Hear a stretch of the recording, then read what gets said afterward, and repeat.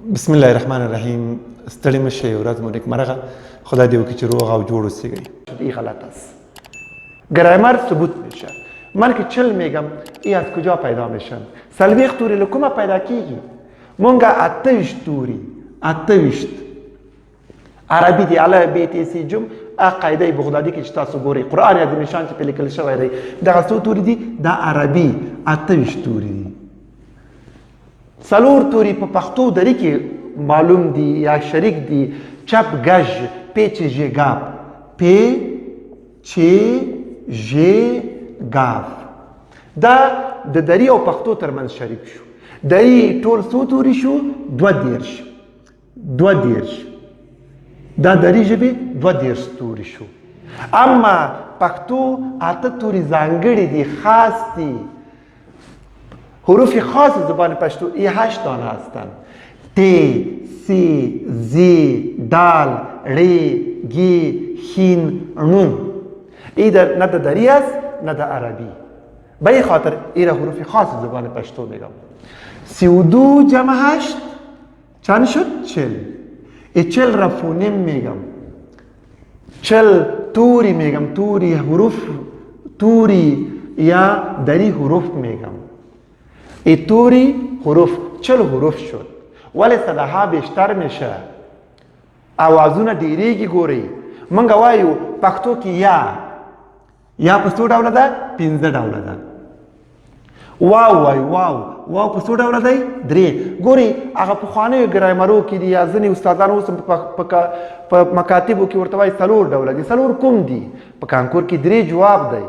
ډیری ځوانان چې موږ سوالونه غلطوي همدغه یو مشکل دی چې موږ هغه پسې روان یاستو هغه پخوانیو درسو پسې روان یاستو ولې په دغه نوو درسونو کې بیا دا شی نشته دی. 4 هېڅ ثبوتېږي هم نه. دا ټول ثبوت دی. اوس وړاندې ثبوتوو. موږ هې لرو هې اواز دا څو ډوله ده؟ 2 ډوله ده. نو اوازونه زیات شو. کله چې اوازونه زیات شو او تورې 40 دي نو څونه زیات شو؟ منګه شپږ اوازه زیاتېږي نو اوازونو ته شپږ 40 وایو. شپږ 40 دا شپږ 40 اوازونه کوم هلته زیات شو؟ کوم اواز زیات شو؟ وګورئ یوه یا په دې 40 کې موجوده ده 4 زیات شو. یو واو په دې 40 کې موجود دی 2 زیات شو. یوه هې په دې 40 کې موجوده ده 1 زیاته شوه. نو دا څو کېږي؟ ټول راځو دا هلته لیکو. دغه وکېږي. وشو باید 40 ولیکو. ولې شپږ 40 لیکو؟ ځکه یې موږ 2 یاګانې چې دي هغه یو ډول آواز لري. کومې 2 یاګانې؟ دغه 2 یاګانې. یوه دا یا او بله دا یا. حمزه والا یا زورکۍ والا یا دا یو آواز لري چې دا د ای آواز ورکوي. نو یو آواز سو یو آواز له دېونه کم سو بیرته یو منفي شو. څو پاتې شو؟ شپږ. ټول آوازونه څو سو؟ شپږ 40 آوازونه. صداها حروف چند شد؟ 40. صداها چند شد؟ 46.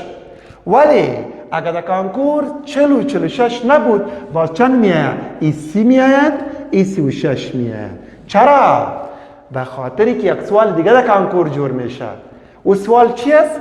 حروف مستعار در زبان پشتو چند تا است؟ حروف مستعار یعنی چی؟ قرض پور ویونه هغه په پښتو کې څو دانې دي؟ ببین من که میگم پشتو که تلفظ میکنیم در کانکور همون رقم میآید برایتان. پور ویونه میآید. پور ویونه پښتو کې مستعار توری پښتو کې چند تا است؟ او 2 دانه است. س، ه، زال، صاد، داد، طا، ظا، عین، فا، قاف. ایدا حروف مستعار. چرا مستعار؟ هر کلمه که به این حروف شروع شود یا خلاص شود. اصل ریشه او کلمه در زبان پشتو نیست. یا زبان دری به زبان پشتو آمده یا زبان عربی به زبان پشتو آمده او کلمه. پس به او خاطر این مستعار میگم. خب ایدا دانه شد 2 4 6 8 دا. ایدا اگر از 40 کم شود چند میماند؟ 30. اگر دا از 46 کم شود چند میماند؟ 36. یا این میآید یا هم این. یو پکې راځي دواړه نه راځي. نو یا 30 دي یا شپږ 30 دي یا 40 دي یا شپږ 40 دي. راځو همدارنګه دې ته مستعار ویلې، دې ته مو ځانګړي توري ویلې. د پښتو ځانګړي توري څو شو؟ 8. مستعار شو څو شو؟ 10. دلته مو یو څه ولیکه فونیم. فون آواز، صدا، واج، واک. عنصری کوچک یک زبان که خودش کدام معنا نداره اما در کلمات معنادار باعث تغییر معنا میشه. چی معنا؟ چه قسم؟ ببین من میگم اینا پی، من میگم واو، من میگم ری. آیا پی کدام معنا میده؟ پی کدام معنا ورکوي؟ نه. واو معنا ورکوي؟ نه. ری معنا ورکوي؟ نه. نو راځم خو جمع کومه، یو ځای کومه. څه شی جوړ شو؟ مساوی. پور، پور به معنای قرض. اینا تی هم یک صدا شد، صدا شد. وقتی که تی را نوشته کردم معنا میده؟ نه خیر.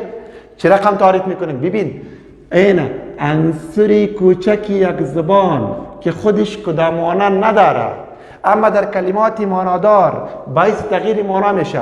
بجای پی واوری همو چیز، بجای پی تی میارم. اینا تور، سیاه تغییر داد یعنی معنا را. اینا تعریف فونیم. گراف شکل انظور ته وایي. د فونیم لیکلی شوی بڼې ته گرافیم، شکل نوشته شده فونیم را گرافیم میگم. پس این تی یک صدا وقتی قابل دید شد گرافیم. چه شد؟ گرافیم. د فونیم لیکلی شوی بڼې ته گرافیم وایو. نو په همدې اساس فونیم او گرافیم علمی نمونه دي، هم په دري کې راځي هم په پښتو کې راځي. دې ته مو ډېر پام وي چې دغه تعریفونه دي.